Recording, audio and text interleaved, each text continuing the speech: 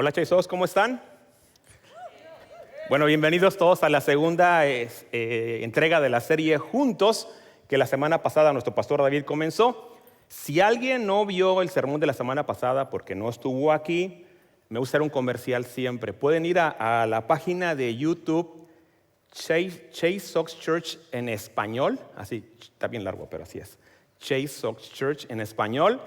Y van a poder encontrar los videos de los sermones pasados para que lo escuchen y puedan continuar con la serie o hacer la unión de lo que estamos hablando aquí con lo que hablamos la semana pasada. Y también hay otros temas que ahí van a encontrar ustedes también. Bueno, el tema es de juntos y habla acerca de las relaciones, acerca de cómo tener relaciones exitosas. Y no sé si recuerdan, la semana pasada hablaron acerca de la plaga realmente que hay de soledad.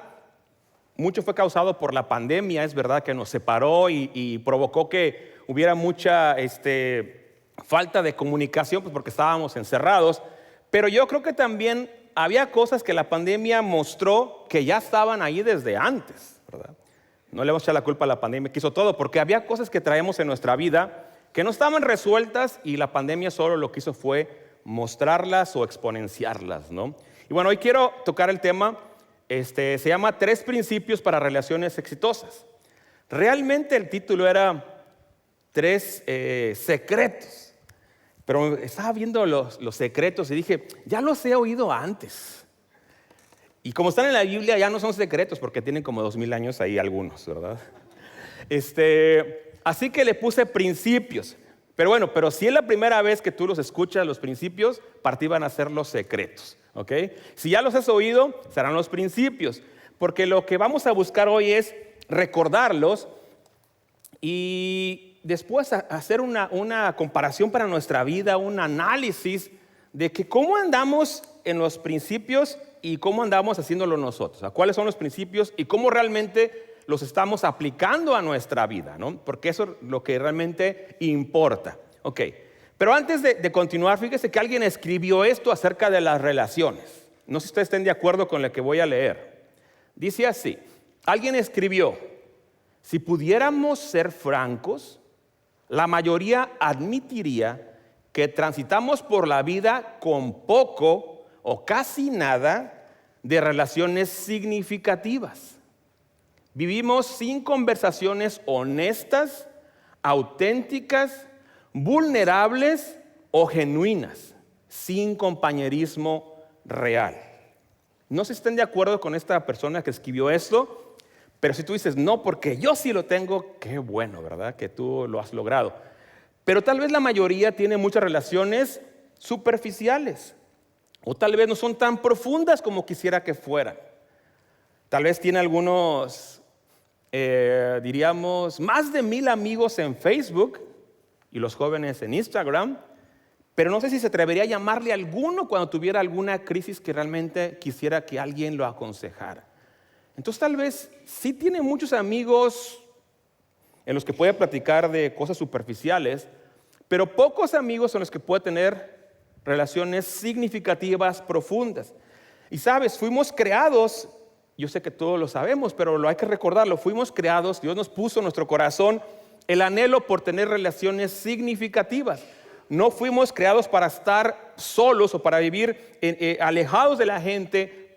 No fuimos creados ni fuimos cableados para estar solos.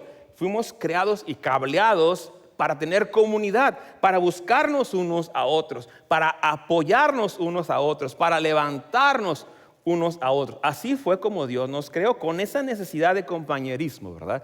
Y si te acuerdas, en el libro de Génesis, al principio de la creación, Dios mismo dice esto: no es bueno que el hombre esté solo. A partir de ahí nos damos cuenta de que Dios sabe que necesitamos la comunidad. Y bueno, eso es lo que quiero comentar el día de hoy rápidamente, unos 3 principios, y digo siempre rápidamente porque cuando uno comienza a meditar en la palabra de Dios y ve aún cada palabra puede tener un significado más amplio que pudiéramos hablarlo aquí, pero siempre hay que ser breves. En 1 de Pedro 4:10 hay un principio con este comienzo. Dice así: Dios, de su gran variedad de dones espirituales, les ha dado un don a cada uno de ustedes. Úsenlos bien para servirse los unos a los otros. Y aquí voy a comenzar aquí con esto. Y fíjese que este texto tiene muchas implicaciones y me pudiera quedar todo el sermón en ese texto por esto. Porque lo primero que dice es que hay dones espirituales que todos han recibido, ¿sí? Que todos han recibido. Y entonces si yo pregunto aquí, ¿quién no tiene un don? A ver, levanten la mano. ¿Verdad? Como dice todos, pues ya no la pudieron levantar. Pero si le hubiese hecho la pregunta antes, diría, no, pues yo no tengo don. No tengo ningún don que me hayan dado a mí. Y la palabra don significa regalo. Es algo que Dios nos dio, que es un regalo que nos ofreció, que no está basado en méritos. Es simplemente que Dios nos lo dio. Pero dice aquí que Dios nos lo dio a cada uno de nosotros. Y como dice que son dones espirituales, entonces en esencia o inicialmente Pedro está hablándole a la iglesia. Le está hablando a la iglesia. Ustedes, los cristianos, todos tienen dones de parte de Dios. Si alguien aquí puede decir que yo no soy cristiano, bueno, entonces en este caso, tal vez todavía no es para ti, ¿verdad? Pero si alguien dice, yo he puesto mi confianza en Jesús, ya calificas para esto y entonces Dios automáticamente ya te dio uno o más dones espirituales. Y bueno, ese es lo primero que quiero meditar aquí. Dones espirituales que nos ha dado cada uno. Pero la clave está abajo. Úsenlos bien, ¿para qué? Para servirse los unos a los otros. Y aquí comienza la dificultad, porque esa palabra servirse los unos a los otros nos gusta más cuando nos sirven.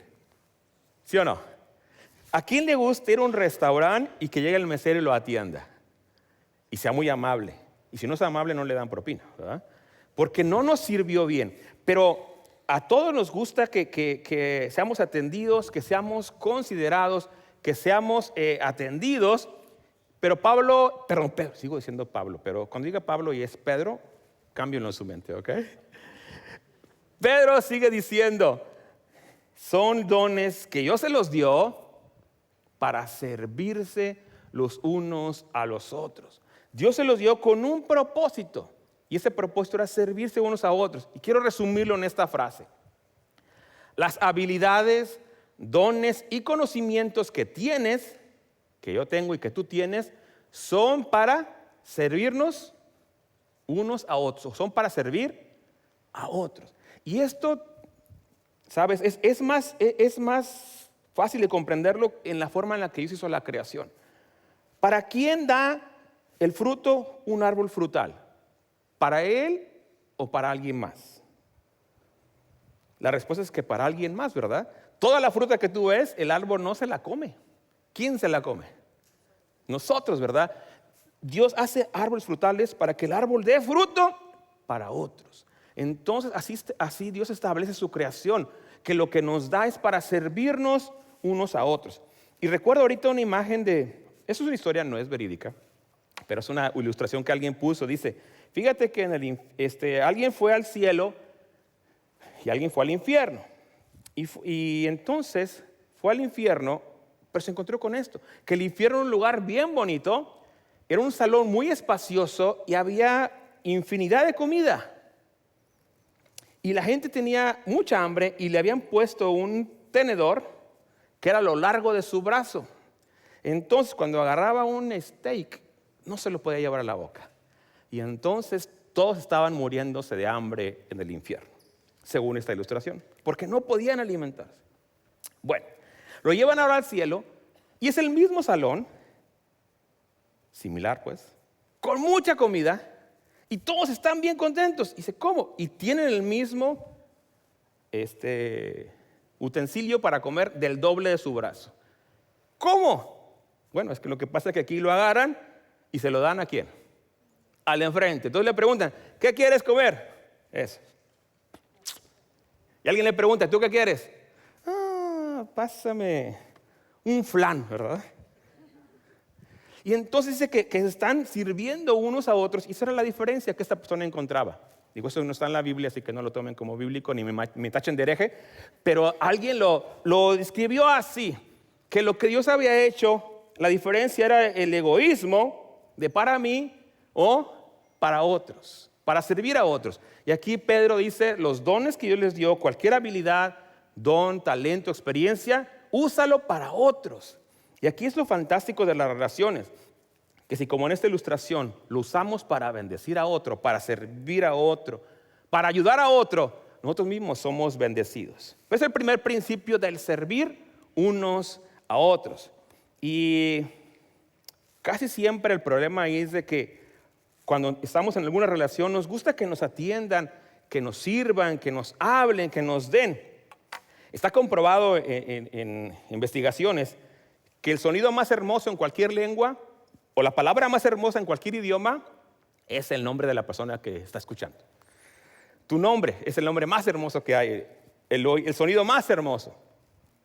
La gente quiere que lo escuchen o que le hablen o que lo atiendan. Y por eso esta primera enseñanza de Pedro es sírvanse unos a otros. Aquí comienza el principio o el secreto, ¿verdad?, del éxito. Pero vamos al segundo. En Efesios 4:2 dice así, ese sí es ahora Pablo. Sean siempre humildes y amables, sean pacientes unos con otros y tolérense las faltas por amor. Y fíjese que aquí ya hay muchas palabras que también pudieran ser muy complicadas cada una de ellas. Sean siempre humildes. Levante la mano, ¿quién tiene el don de la humildad? Nadie. Qué difícil es esto de la humildad, ¿verdad? Dice la palabra de Dios, considerando a los demás como mayores a ti mismo. No, pues a mí se me da el don de la deshumildad, ¿verdad? Y entonces dice aquí Pablo, sean siempre humildes y amables. Y es fácil ser amable con la gente amable, pero qué difícil es ser amable con aquellos rudos, ¿verdad? Sean pacientes unos con otros y tolérense. Y fíjese que esa palabra tolérense, digo, está de más. Pero luego pensé, es que de repente hay unos hermanitos muy difíciles, ¿verdad? O tal vez tú eres el hermanito difícil. Tal vez tú eres el complicado. Tal vez tú eres el que no te gustan las cosas. Y es verdad eso de tolérense, porque fíjense que ¿alguien ha ido alguna vez a alguna comida familiar en donde hay problemas con algún miembro de la familia? Híjole, vi muchos amenes, pero se vieron así como, ¡ay! Qué complicados somos los humanos, ¿verdad? Y por eso aquí Pablo dice estas palabritas. No puedes llegar a la paciencia y a la tolerancia sin primero la humildad y la amabilidad. No puedes llegar. Y todo esto, si somos honestos, es imposible para el ser humano normal, a menos que tenga la ayuda del Espíritu Santo. Y por eso es un mensaje para los cristianos. El Espíritu Santo es el que nos capacita, es parte del fruto del Espíritu. Es lo que está diciendo aquí Pablo a los efesios. Sean humildes y amables, sean pacientes unos con otros y tolérense en las faltas por amor. Y entonces, es un principio o un secreto de las relaciones. Pero si tal vez se nos complica todavía entenderlo, porque aunque entiendo las palabras, no sé cómo tienen aplicación en mi círculo de relaciones, porque si conocieras a mi familia dirías que esto es imposible. Si conocieras a mis compañeros de trabajo dirías esto es imposible.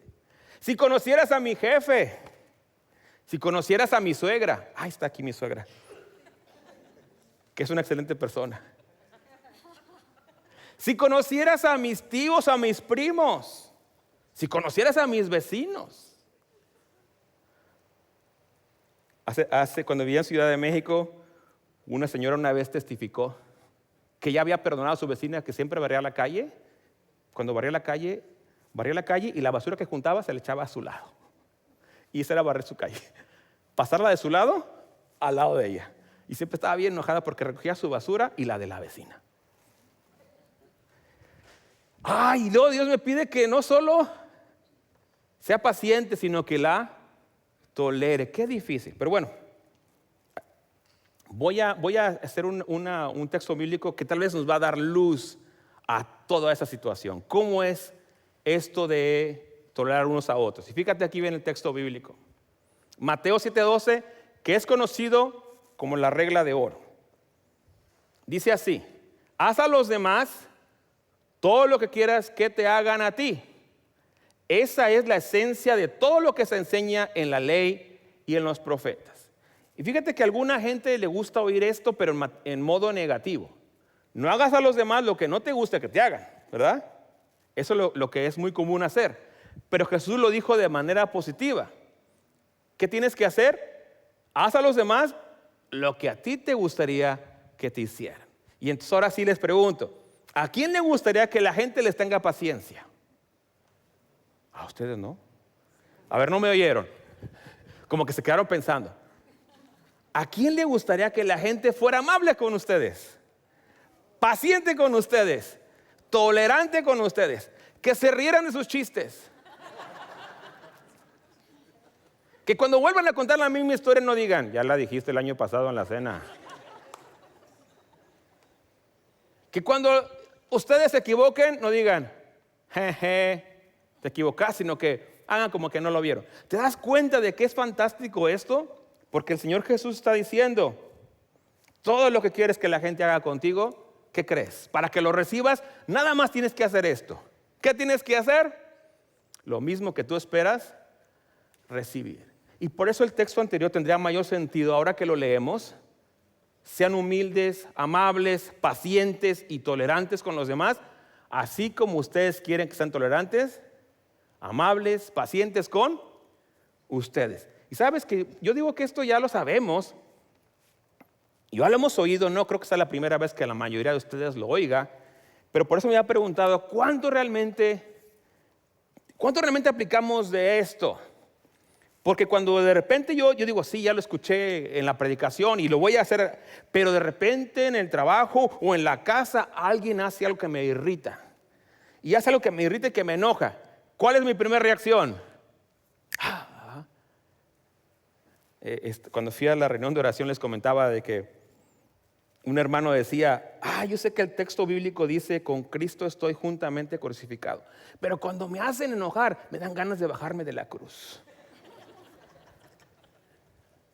Otro hermano dijo, sí, dice que ya morí en Cristo, pero no andaba muerto, andaba de parranda. Y regresó el condenado, porque te hacen enojar y sale, va.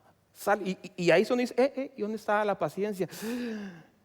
Y cuando alguien hace algo dice algo con lo que no estás de acuerdo, tu primera tentación es corregirlo. Cuando tu amigo, tu vecino, tu cónyuge, alguien dice una frase, una opinión con la que no estás de acuerdo, tu primera reacción es corregirlo, ¿verdad? Para que tenga el mismo punto de vista que tú. Y bueno, fíjate, ya la paciencia ya se fue, la tolerancia ya se echó, la tiramos al pozo. Y por eso es tan importante volver a recordar los principios bíblicos. ¿Sabes? Porque están escritos ahí y vamos pasando en la vida cristiana y vamos madurando, o deberíamos de madurar. Cuando Pablo escribe el textos anteriores a la iglesia de los Efesios, había pasado un mínimo de 5 años que esa iglesia había iniciado. Y entonces tenían por lo menos 5 años de cristianos. Pero les hace la observación en unos textos anteriores. Para ahorita ya deberían estar comiendo carne y siguen tomando leche. ¿Qué significa? Siguen siendo bebés espirituales. Y entonces, ahí hay un gran problema, ¿verdad? Si la gente, aunque ya sabe las verdades bíblicas, ya sabe los principios bíblicos, sigue todavía como el primer día que llegó a la iglesia o el primer día que llegó a Cristo, pues no ha madurado. Sigue siendo un bebé. ¿Y cómo se ve un bebé con bigotes? No se ve bonito, ¿verdad? Dice, qué bonito bebé, que se quede como de bebé todo el tiempo. Y si le crecen bigotes y le sale ay, qué feo el bebé, ¿verdad? Aunque se parezca a ti, pero va a estar muy raro, ¿verdad?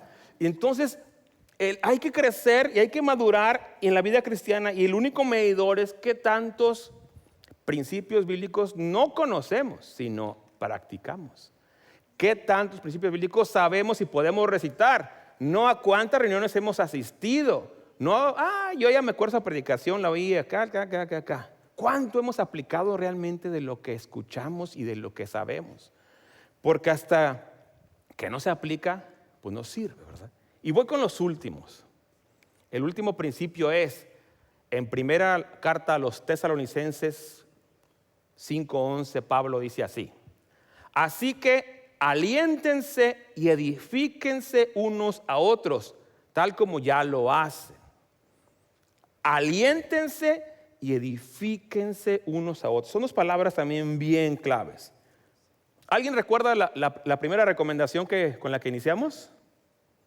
La primera recomendación. Unos a otros. Servirse unos a otros. La segunda recomendación. Humildad y tolerancia. A veces a alguien se le quedó tolerancia. Señor, dame tolerancia para mis vecinos. Okay. Y la tercera es, aliéntense y edifíquense. ¿Cuándo alguien ocupa el aliento? Cuando está desanimado, ¿verdad? Alguien ocupa el aliento cuando ya no tiene ganas de continuar, cuando la vida se le ha puesto difícil, cuando los ánimos se le acabaron, cuando la visión se perdió, cuando las circunstancias se pusieron muy difíciles y ya no sabe cómo continuar o cree que no puede continuar. Viene la palabra aliéntense, aliéntense. O sea que si alguien estuviera en la situación vulnerable de desánimo, de derrota, de tristeza o de parálisis por temor, el que está al lado de él, que podría ser cualquiera de nosotros, tendría que dar palabras de ánimo, de inspiración. Eso es lo que está diciendo Pablo. Pero hago la pregunta, ¿qué es más fácil detectar? ¿Aciertos o errores? ¿Qué es más fácil darnos cuenta de que alguien hizo algo correcto o de que alguien se equivocó? Y si se equivoca, ¿qué decimos? Te equivocaste. Y no sé, como que nos da un poquito gusto saber de que yo no me equivoqué, que fue esa persona la que se equivocó. Pero aquí está diciendo Pablo, aliéntense. Y la palabra que sigue es edifíquense. ¿Y cómo es edificar? Y yo estaba pensando cómo pudiéramos poner en términos prácticos edificarse. Si las personas pues están completas, ¿cómo la puedo edificar? Pero estaba pensando es hacer lo que estuviera de nuestra parte para que la persona tenga éxito, para que la persona salga adelante, construir todo el escenario, el auditorio o todo lo que esté en nuestra posibilidad para que la persona tenga éxito. Y sabes, la semana pasada que nuestro pastor David platicaba acerca de Pablo en la cárcel y mencionó una persona que se llamaba Onesíforo, a mí me impactó porque yo creo que ya he leído ese texto pues, muchas veces, pero nunca realmente lo había leído, porque así como Onesíforo, y yo sigo, ya leí el capítulo y el que sigue, ¿verdad? Pero cuando mencionó a nuestro pastor Onesíforo y lo que hizo Onesíforo, a mí me impactó tremendamente. ¿Qué es lo que más me impacta? Y yo lo comentaba el domingo pasado. Onesíforo va a buscar a un Pablo que se encuentra en la cárcel, pero que realmente no sabe dónde está, porque Pablo estaba en arresto domiciliario. ¿Y dónde estaba Pablo? En una ciudad como Roma. No, quién sabe. Pero dice según Pablo que Onesíforo lo buscó hasta que lo encontró. Y entonces hizo un esfuerzo decidido a que lo tengo que encontrar porque lo tengo que encontrar. No sé cuánto tiempo le tomó porque no dice, no había Google para hacer un search, casas donde puede estar Pablo, no había. Y había otro peligro de que los romanos no veían que a los cristianos están bien, entonces corría también peligro él y tú que andas preguntando por un preso. Entonces a mí se me hizo, híjole, yo decía, si yo hubiera sido Onesíforo, nunca hubiera encontrado a Pablo, porque tal vez me hubiera rendido muy pronto, tal vez no hubiera hecho todo lo posible. Pero Pablo escribe de Onesíforo que Onesíforo llegó y lo encontró y lo alentó, le dio palabras de ánimo, lo edificó. Y yo no puedo saber cuánto de lo que Pablo escribió fue gracias a Onesíforo. Yo no sé qué tanto de lo que Pablo escribió fue gracias a que alguien fue en su momento de mayor desánimo Ahí en la cárcel, cuando Pablo dice, y todos me abandonaron, hijos del maíz. Todos me abandonaron, menos uno, Onesíforo. Entonces yo creo, y esa es mi conclusión, que Pablo, su mayor desánimo, ¿y para qué escribo tantas cartas y nadie las lee? A nadie le importa. Nadie, no sé, tal vez, ¿de qué sirve todo lo que hago? Si un día son mis amigos y después me traicionan o me abandonan, si ya cuando estás arriba todos son tus amigos y ahora estás abajo, a nadie le importas. Hay un Onesíforo que dice, aquí estoy yo. Y yo, bueno, a mí me emociona y oro, Señor, ayúdame a ser un Onesíforo. Ese fue el sermón y el reto que me dejó mi pastor la semana pasada, ¿verdad? Yo quiero ser ese Onesíforo. Concluyo, servir, ser pacientes, edificar. Escogí 3 porque si pongo 5 ya no se van a acordar de ninguna. Así que pregunta, ¿cuál te es más fácil de estas 3?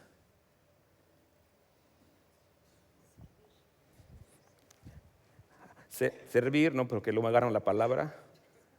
Ser pacientes, híjole, pero es que hacen cada cosa. Edificar, sí, pero como Onesíforo, que te cueste. Ay, no. Qué tremendo, ¿verdad? Las verdades bíblicas solo transforman tu realidad si se practican. Solo hay cambio transformacional si practicamos lo que la Biblia enseña. Si no, podemos estar aquí todo el año, todos los domingos y seguir igual. Y decir, ¿por qué no cambia mi suerte? ¿Por qué no encuentro amistades? Pues porque no hemos hecho nuestra parte. No hemos sido onesíforos, no hemos sido gente que da. Voy a poner un video, ahorita que con ese voy a cerrar el mensaje. Bueno, ahorita regreso después del video. Nada más que voy a hacer una aclaración. Este video es de mi época. Así que tiene una claridad bien mala. Eso dijo mi esposa que dijera, porque dijo, diles que es de tu época porque van a echarle la culpa a los de sistemas, ¿no? O sea, que se ve re mal. Y no es la culpa de los de sistemas, o que de nadie de producción, ¿eh? Producción lo hizo excelente, gracias, producción, ¿ok? Si se ve mal es mi culpa, pero quiero ponerlos y después de que lo pongamos, regreso para terminar el mensaje. Corre video.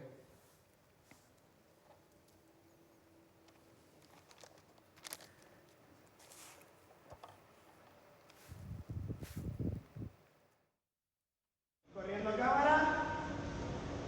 Acción.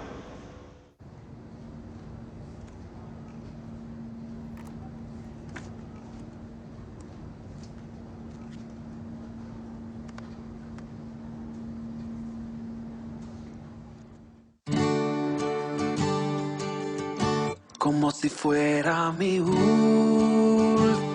día, voy a vivir en la vida, amando sincero, mostrando a los míos cuánto los quiero. Como si fuera mi último día, voy a luchar por mis sueños, viviendo sin miedo y cada minuto vivirlo intenso. No voy a esperar hasta mañana si el presente lo tengo.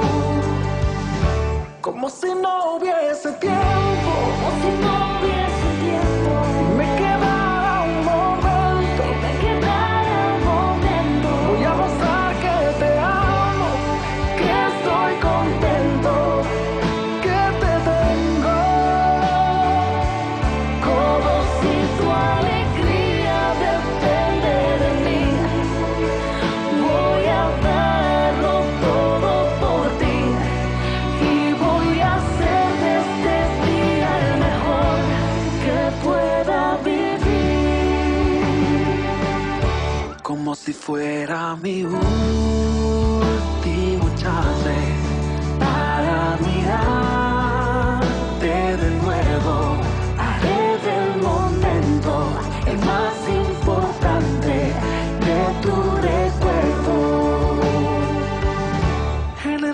estrés de la vida, se nos escapan detalles, que luego más adelante lamentamos olvidarse.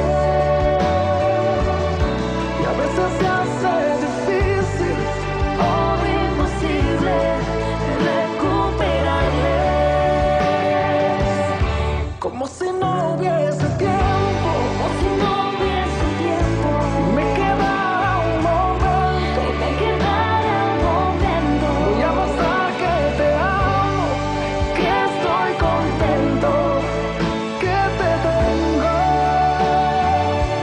Como si tu alegría depende de mí, voy a darlo todo por ti y voy a hacer de este día el mejor que pueda vivir. Disfrutar todo aquello que Dios me brindó, mis amigos, familia y amor, y voy a hacer de este día el mejor que pueda vivir. Y voy a hacer de este día el mejor que pueda vivir.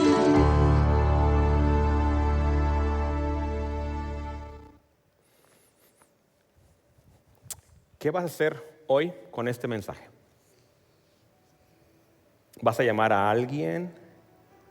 ¿Vas a hacer algo por alguien? Yo no sé. Pero lo que sí te pido es de que no digas amén y luego lo tires a la basura, sino hazlo, algo. Solo una cosa, pero hazla. Y tal vez habrá que volver a repasarlo porque, pues, como a mí me pasa también, después se nos olvida. Pero que hoy sea el día que hagamos algo. Y obviamente en primer lugar por la gente que amamos. Que a veces es los que dejamos al final. Si hay algo que tienes que hacer hoy, hazlo.